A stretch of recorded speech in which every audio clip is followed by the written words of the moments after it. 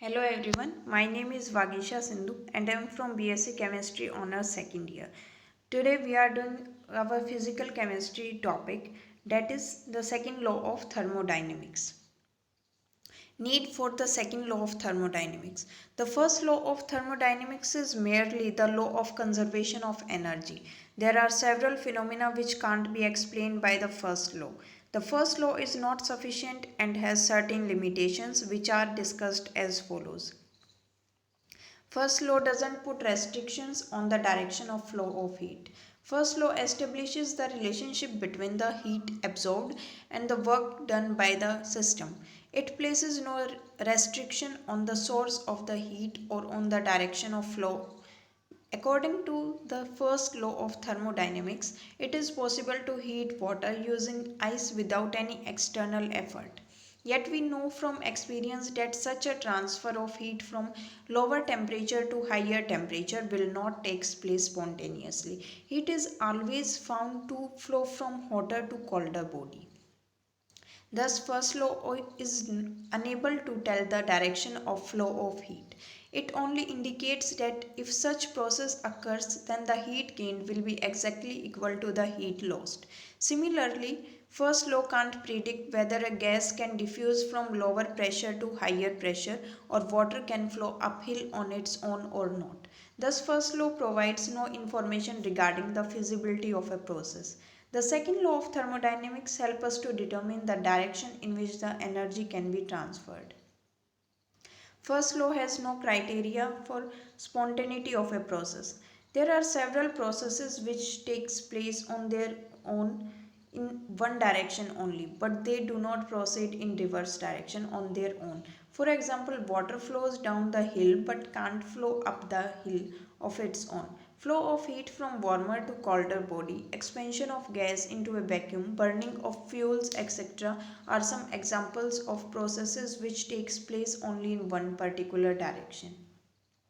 Such processes are also called spontaneous processes. According to first law, it was suggested that decrease of heat content is the reason for spontaneity. This means that a reaction in which heat is evolved must be spontaneous, whereas a reaction in which heat is absorbed must be non-spontaneous. But there are some processes in which delta U is positive, still the reaction proceeds spontaneously, such as vaporization of water at low pressure. Hence, delta U can't be the criteria for spontaneity. Similarly, delta H can't be used for predicting spontaneity because there are many reactions which proceed spontaneously with a positive value of delta H. Example, dissolution of ammonium chloride in water. Thus, it is seen that function U and H derived from the first law of thermodynamics can't predict the spontaneity of a reaction. Hence, there is a need for second law. It is the second law of thermodynamics which defines a new state function called entropy. Thus, function entropy along with other functions is used to predict whether a given process is spontaneous or non-spontaneous. As stated by first law, the exact equivalence between heat and work is not possible. First law establishes the relationship between the heat absorbed and the work done by the system. According to first law, when heat is converted into work, the work done is equivalent to the heat absorbed. While it is seen from experiences that work can be completely transformed into heat, but heat absorbed can't be completely converted into work without leaving some change in the system or surroundings. This observation can't be explained by the first law. The second law helps us to calculate the maximum fraction of heat that can be converted into work for a given process. Thus, the first law of thermodynamics is not sufficient and therefore an additional law which explains the above limitation is necessary. Before taking up various statements of second law of thermodynamics, we discussed that what is cyclic process and the Carnot cycle. Then various statements of second law of thermodynamics can be easily understood. Cyclic process. In a cyclic process, a system after undergoing a series of changes returns to original state. As shown in figure 1, a system undergoes change from state A to state B by path 1 and returns to original state by path 2. This is a cyclic process. The net change of internal energy in cyclic process is 0, that is delta U is equal to 0. Therefore, according to first law, delta U is equal to Q plus W, but for cyclic process, delta U is equal to 0. That implies Q is equal to negative of work. When the cyclic process is carried out at constant temperature, the cycle is said to be isothermal cycle. If the process is carried out in infinitesimally small steps, the cycle is said to be reversible cycle. Although reversible process is only imaginary and can't be brought into practice, but the concept is quite useful in deriving some important relationships. The most well known cyclic process is Carnot cycle. The Carnot cycle was named after a French engineer Sadi Carnot. He was interested in the efficiency of steam engine and other heat engines, the devices which convert heat into work. He observed that maximum conversion of heat into work is possible in a cyclic process in which all the necessary steps are carried out reversibly. Such a reversible cycle is called Carnot cycle, and an engine operating on this basis of this hypothetical cycle is called Carnot engine. An expression for the efficiency of a Carnot cycle may be derived using a schematic diagram as shown in figure 2. The system consists of a 1 mole of an ideal gas filled in a cylinder which is insulated and fitted with a frictionless piston. The gas is brought in contact with two heat reservoirs, source at T2 and sink at T1, which are maintained at constant temperature where T2 is greater than T1. The Carnot cycle involves four reversible steps, that is isothermal expansion, adiabatic expansion, isothermal compression and adiabatic compression. These processes are represented on a pressure volume diagram in figure 3. Isothermal reversible expansion. The cylinder containing 1 mole of ideal gas having volume V1 is placed on the source. The gas absorbs quantity of heat Q2 and undergoes isothermal reversible expansion to volume V2 indicated by curve AB. The work done W1 by the system is given as negative of W1 is equal to RT2 ln V2 divided by V1. As an isothermal process, delta U is equal to 0. The work done is equal to the heat absorbed, that is Q2 is equal to RT2 ln V2 by V1. Second step is adiabatic expansion. The cylinder is removed from the source and kept on insulating base. The gas is allowed to expand adiabatically from volume V2 to V3. In this step, the temperature decreases to T1. This path is shown by curve BC in the figure 3. The heat absorbed by the system is 0 as expansion takes place under adiabatic condition. The work done by the system W2 is given by negative of W2 is equal to Cv into T1 minus T2, where Cv is the heat capacity of ideal gas. Work done is negative by the usual convention. Step 3 is isothermal compression. This path is shown along the curve D in figure 3. In this step, the cylinder is removed from insulating base and is kept in contact with the sink at temperature T1. The gas is compressed isothermally till the volume decreases from V3 to V4. The work done on the system is positive by convention and is given by W3 is equal to RT1 ln V4 by V3. An amount of heat Q1 exactly equal to W3 will be returned to the sink. Thus we can write W3 is equal to or negative of Q1 is equal to RT1 ln V4 divided by V1. The fourth step is adiabatic compression.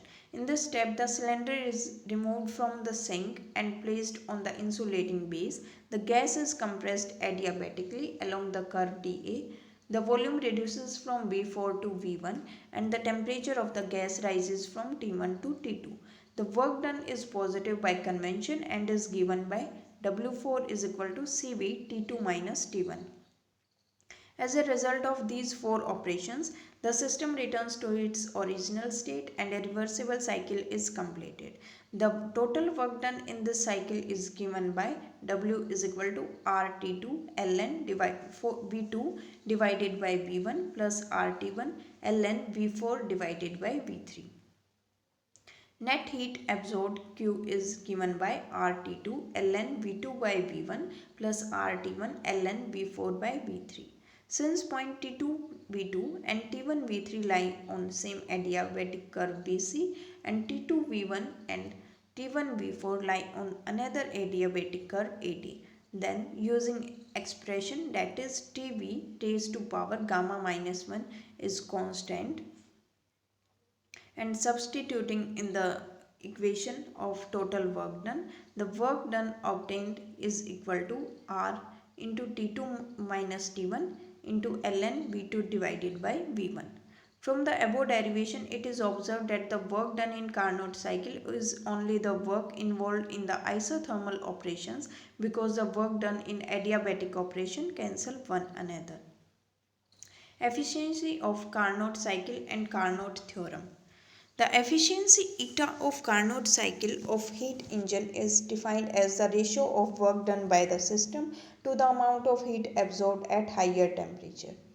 That is, eta is equal to W by Q2. By substituting the value of W and Q2 in the above equation, we get eta is equal to T2 minus T1 divided by T2. It is clear that the efficiency of reversible heat engine depends only upon the temperature of the source and the sink and is independent of the nature of the working substance. In other words, all reversible heat engines working between the same two temperatures have the same efficiency. Also, the efficiency of a reversible heat engine is maximum for the given temperature. This is called Carnot theorem. Thus, the efficiency of a heat engine operating in Carnot cycle depends only on two temperatures at which engine operates. The greater the difference between T2 and T1, greater is the efficiency. Two important conclusions arise from the equation of efficiency. If T1 is equal to T2, then no work is done in Carnot cycle. This is more clear from equation. When T1 is equal to T2, then the work done is in isothermal expansion at temperature T2 will cancel out the work done by the system in isothermal expansion at temperature T1. In other words, in Carnot cycle, no heat will be converted into work if only isothermal expansion and compression above are carried out. It follows from the equation 15 that the efficiency eta of Carnot cycle will be unity if T1 is equal to 0. As T1 can never be 0, therefore T2 minus T1 divided by T2 is always less than unity. Hence, the efficiency of heat engine is always less than unity. Thus, only a fraction of heat absorbed at a higher temperature can be converted into work. Statement of second law of thermodynamics. Having discussed the cyclic process of heat engine, we can now give the statement of second law which can be easily understood from the efficiency of the Carnot cycle. Kelvin statement. Since T2 minus T1 upon T2 is less than 1, it follows that W is less than Q2. This means that only a part of heat absorbed by the system at higher temperature T2 is converted into work. The rest of the heat Q1 is given out by the system to the surroundings when it is at the lower temperature T1.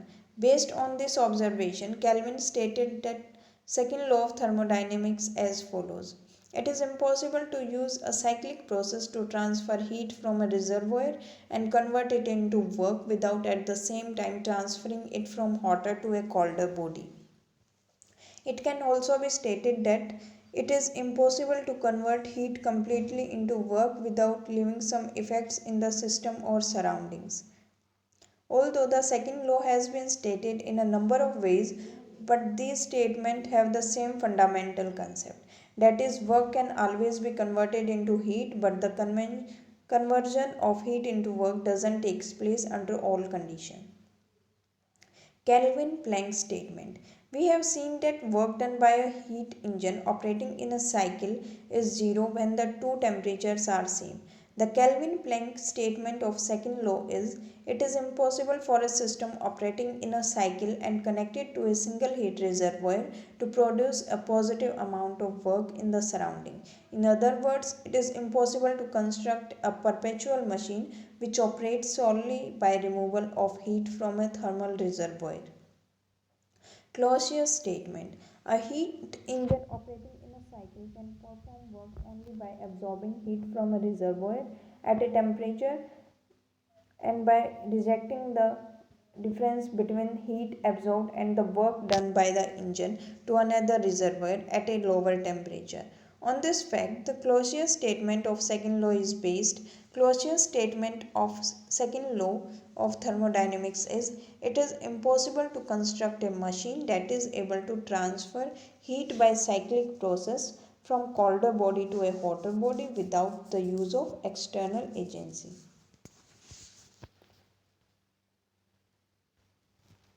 Thermodynamic scale of temperature. When we are familiar with the construction of most commonly used thermometer containing mercury sealed in a glass tube connected to a capillary tube. On this tube, 0 is read as the length of mercury column when in contact with ice and 100 corresponds to length of mercury column in boiling water. The length of mercury column between 0 to 100 is divided into 100 equal divisions. Each division is equal to 1 degree Celsius. This is Celsius scale of temperature. As this scale is based on coefficient of expansion of a liquid, therefore using different liquids in the thermometer, we will show different value of temperature for the same object. This problem got solved by the study of properties of gases. It was found that an ideal gas ceased to exist at temperature of minus 273.15 degrees Celsius. This temperature was called absolute zero. The temperature scale suggested on this basis is called ideal gas temperature scale and is found to be independent of the nature of gas. Lord Kelvin developed a thermodynamic scale of temperature based on the fact that the efficiency of the reversible heat engine is independent of the nature of gas taken in the heat engine. This scale is found to be identical with the ideal gas temperature scale. Consider a reversible heat engine operating between two constant temperature heat reservoirs. One of the reservoir acts as a source and the other acts as sink. The temperature of each reservoir on the new scale may be taken as proportional to the quantity of heat absorbed Q2 from the source or heat lost Q1 to the sink. Let theta 1 and theta 2 represent the temperature of sink and the source respectively. Then on thermodynamic scale we can write Q2 by Q1 is equal to theta 2 by theta 1. Equation 1 gives the ratio of two temperature based on ratio of quantities of heat exchanged and is independent of the nature of thermometric substance. Taking the reciprocal of the equation becomes Q1 by Q2 is equal to theta 1 by theta 2. Now by rearranging the equation, we concluded that Q2 minus Q1 divided by Q2 is equal to W by Q2. This equation defines the efficiency of a reversible heat engine in terms of Kelvin temperature. By putting theta 1 is equal to 0, we get Q2 minus Q1 upon Q2 is equal to 1. Therefore, the 0 on the Kelvin scale is the temperature of the sink of a reversible heat engine having efficiency equal to 1, which means that such a cycle completely converts heat into work. This is possible only if the lower temperature theta 1 is equal to absolute 0 on the ideal gas temperature scale. In fact, the ideal gas scale and Kelvin scale are identical provided the gas is ideal. The temperatures on the thermodynamic scale are expressed in terms of degrees Kelvin represented as K. Further, it has been found that if theta 1 is taken equal to 273.16 Kelvin, then Kelvin and Celsius scale become identical. That is 273.16 Kelvin is equal to 0 degrees Celsius. Entropy. The function entropy was established from the work of Carnot. Clausius in 1850 introduced this function of state. For a reversible Carnot cycle operating between temperature T2 and T1, the efficiency given by Q2 minus Q1 divided by Q2 is equal to T2 minus T1 divided by T2, where Q2 is the heat absorbed isothermally at temperature T2 and Q1 is the heat lost isothermally at temperature T1. By rewriting and arranging the equation, we get Q reversible divided by T is equal to constant, where Q reversible is the amount of heat exchanged in a reversible process. Thus, we can say that heat absorbed or lost isothermally and reversibly divided by the absolute temperature at which the heat is exchanged is a constant quantity for a given system. Thus, when the isothermal and adiabatic processes in a Carnot cycle are carried out in infinitesimally small steps, the summation of Q by T term is equal to 0. Entropy is a state function. Consider a cyclic process ABA carried out reversibly. It can be shown to consist of number of small Carnot cycles as shown in figure 4. The horizontal line represent adiabatic process while the slanting vertical line represent isothermal processes. By making each Carnot cycle extremely small and increasing their number, it can be made to correspond to the continuous curve ABA. Thus, reversible cycle can be considered as being made up of an infinite number of Carnot cycles. For each of these cycles, we have summation of Q by T is equal to 0. For a cyclic process performed in two steps, that is from A to B and back to B to A, we can write the total summation of Q by T is equal to summation of Q by T in going from A to B, and summation of Q by T in going from B to A is equal to 0, which gives that summation of Q by T in going from A to B is equal to negative of summation of Q by T in going from B to A. It follows that Q by T is a definite quantity whose value depends only on initial state and final state and is independent of the path followed for the process. For a reversible process, we can write quantity Q by T as Q reversible by T. Thus, we conclude that the quantity Q by T represent a state function. This state function is called entropy of the system and is represented by S. Entropy is an extensive variable and is defined only in terms of differences. The change in the value of entropy in going from one state to another is independent of the path. That is, delta S is equal to SB minus SA is equal to Q reversible by T, where SA and SB are the entropies in state A and B of the system respectively. As entropy is a state function, a small change in its value can be represented by an exact differential ds. Units of entropy. Entropy change is expressed as delta S is equal to Q reversible by T. Entropy is expressed in terms of joules per degree. When heat is expressed in calories, then entropy is reported as calories per degree.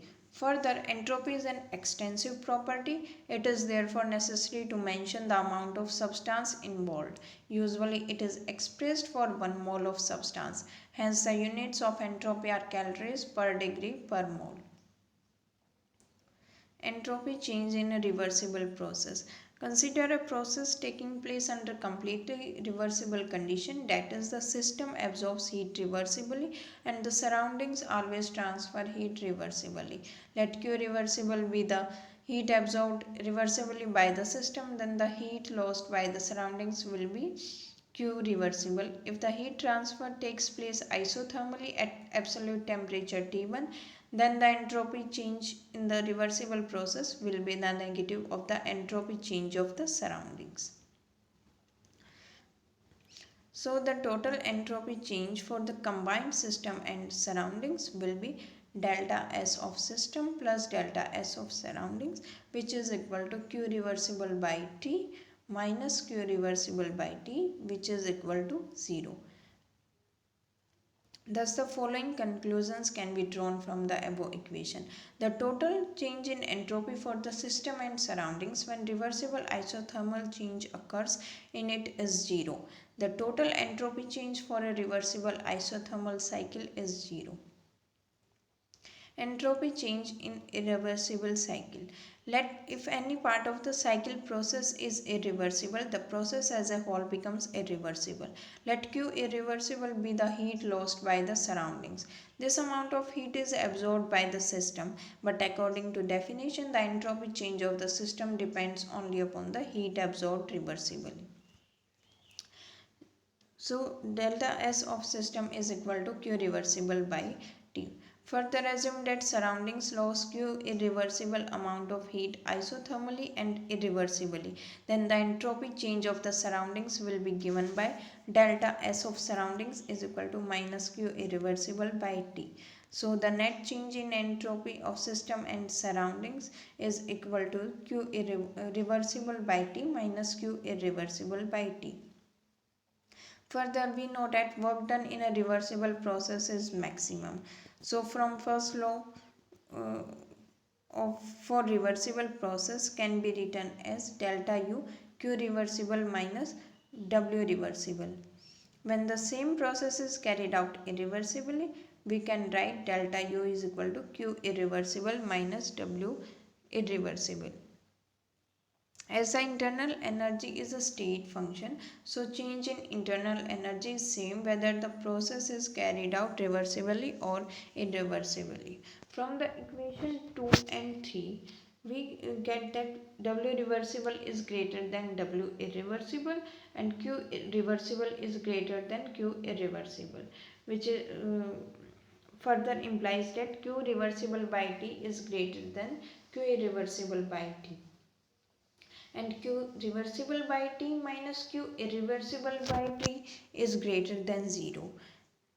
By comparing equation 1 and 4, we can write delta S of system plus delta S of surroundings is greater than 0. Thus, we conclude that in an irreversible process, the entropy of the system and surroundings taken together always increases. All the processes in nature occur spontaneously, and all the spontaneous processes are thermodynamically irreversible.